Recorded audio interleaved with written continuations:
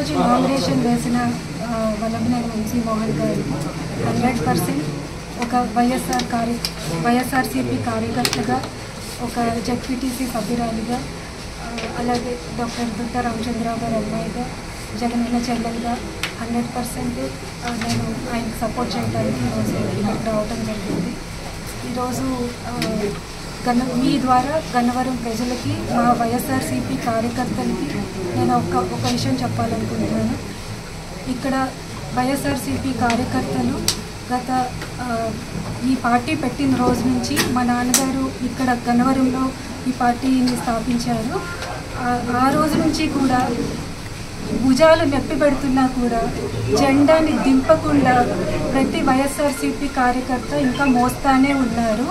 ఆ జెండాలన్నీ ఎగిరే టైం వచ్చింది. ఖచ్చితంగా గన్నవరంలో వైఎస్ఆర్సీపీ జెండా ఈసారి ఎగరాలని కోరుకుంటున్నాను మనస్ఫూర్తిగా. మనం వంశీ గారిని గెలిపించుకోవాలి.